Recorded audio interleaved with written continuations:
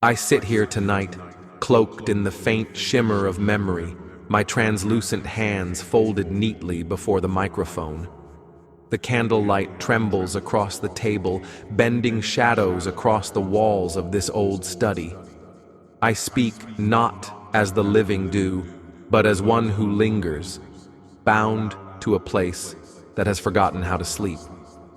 This is my confession, the story of a house that refused to forget. When I first crossed into death, I believed there would be silence. I thought that in the stillness of my passing, I would finally find release from the weight of fear and pain. But instead, I woke here again, seated in the very room where my breath last faltered, my voice taken, but my mind unbroken. The house remembered me, and because it remembered, it would not let me go.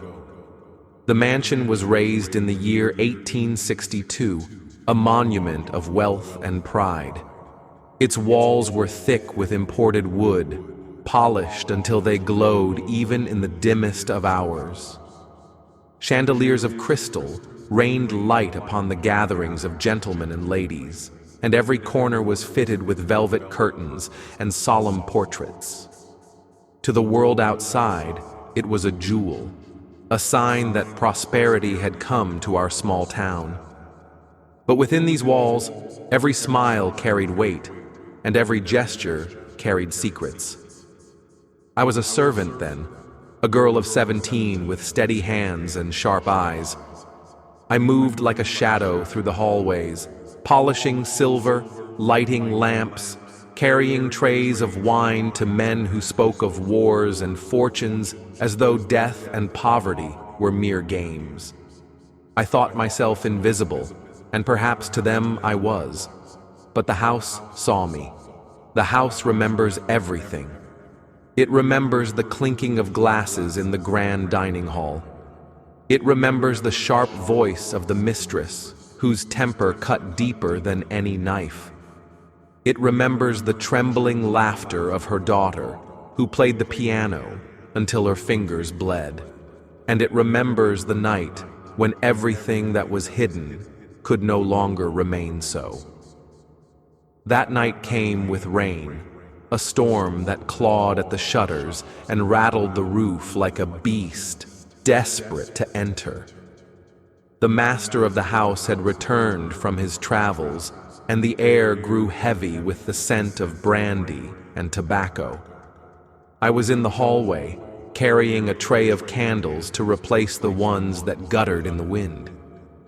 From behind the parlor doors, voices rose, sharp, angry, cracking like whips. I should have turned away, should have kept to my duties, but the house wanted me to hear. And so I stayed. The mistress accused him of betrayal, of debts unpaid, and promises broken. He laughed at her rage, poured another drink, and told her she had no place in his world of business and power. Their daughter, pale and trembling, clutched at her mother's skirts, begging for silence. And then, as the thunder split the sky, something broke within those walls. A scream, a crash of glass, the sound of a body striking the floor. The house swallowed it all, tucking the memory deep into its beams and bricks. By morning, silence had taken hold. The mistress was gone, vanished, they said, taken to the countryside to recover from an illness. The daughter was forbidden to speak of her. And the master?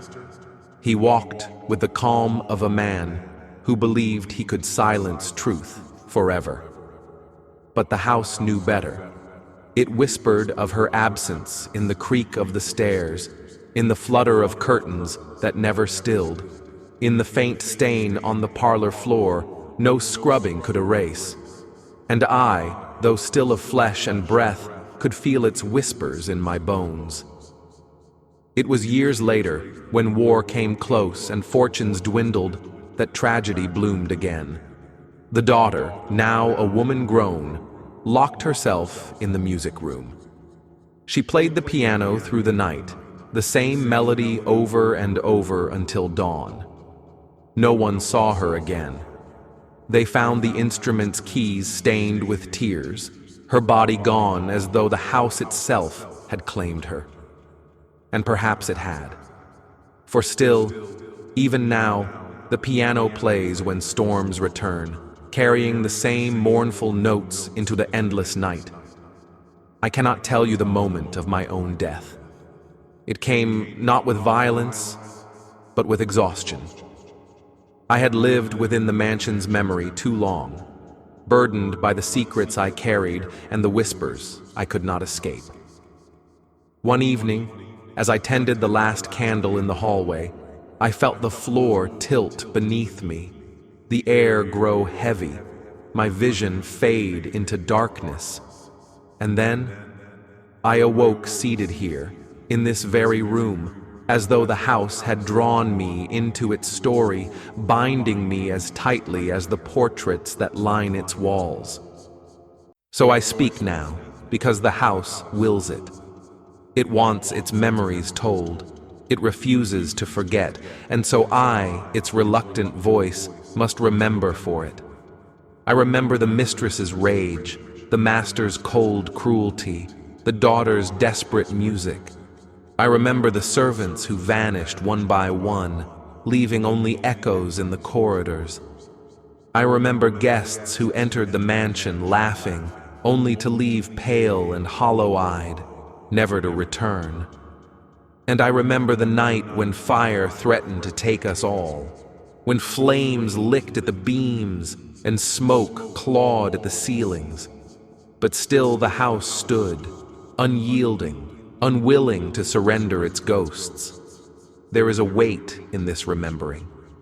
Each time I speak, I feel it grow heavier, as though the house pours its sorrow into me. Perhaps one day it will be enough to drown me entirely, to silence even this voice. But until then, I remain. I sit in this room, before this microphone, speaking to anyone who will listen. For the house does not forget, and now neither can you. You may wonder why the house holds so tightly to its memories, why it refuses to release them into the dust of time. I have wondered too. Perhaps it is pride, unwilling to let its legacy be tarnished by truth. Perhaps it is punishment, a curse laid upon it by those who suffered within. Or perhaps it is hunger, the kind of hunger that grows not in stomachs, but in walls, feeding on the stories of pain, of betrayal, of sorrow, until it cannot bear to let them go. And so it keeps me, as it has kept so many others. I am the ghost of its confessions, the voice of its forgotten halls. I sit here, night after night, candle burning low, microphone humming softly, speaking into the silence. And you, who hear my words, carry them now. You too are part of the remembering. The house has shared its memory with you, and in doing so, it has spread its roots a little further beyond its walls. When you next pass a house that seems too still, too watchful, too alive with silence, listen closely. Perhaps it too remembers. Perhaps it too has a voice waiting to be heard. And perhaps, when a time comes, you will sit as I do now, confessing not only your story, but the story of the place that will not forget you. This is my confession. This is the truth of the house that refused to forget. And though my voice may fade when the candle dies, the memory will remain, etched into the walls, the air, the very stones beneath your feet. The house remembers. The house always remembers.